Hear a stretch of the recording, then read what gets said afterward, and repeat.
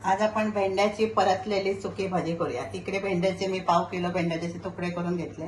इकडे एक मोठा कांदा बारीक चिरून, इकडे फोडणीसाठी लसूण, राई, जिरा, हिंग, नंतर थोडीशी 2-4 कोकमा, मसाले आणि मीठ।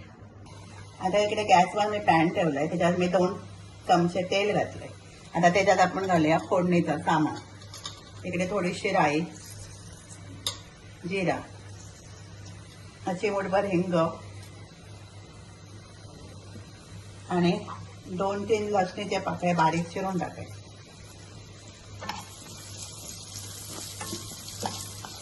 आणि जिरा आणि राई तडतडले की त्यात घालायचं बारीक चिरलेलं कांदा।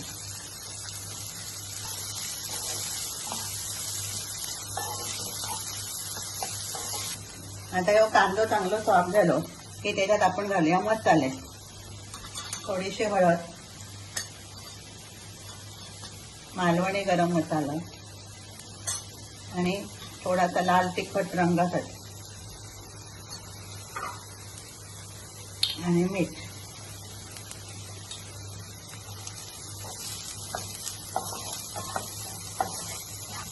आणि आता त्यात घालायची ही चिरलेली भेंडी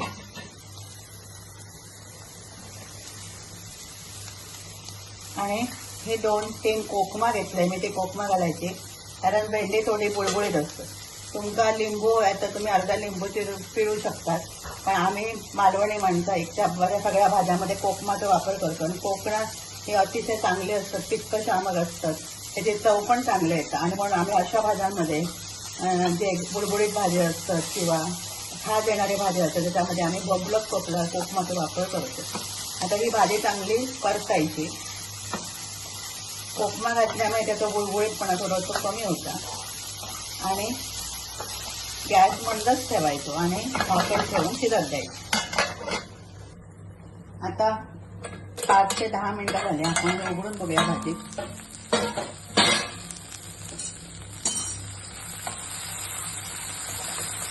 आता भेंडे शिजले पण भाजी थोडीशी स्टिकी असेल तर ते आपण थोडा वेळ उघडीच ठेवायची आणि परतायची, म्हणजे काय होतं ना तर त्याचा जो तिखटपणा होता ते थोडं कमी होतं।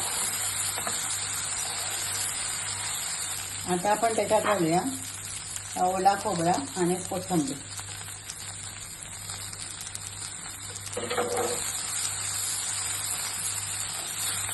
आता थोडीशी उघडी टाकल्यामुळे भाजी थोडी चळचळीत झाली।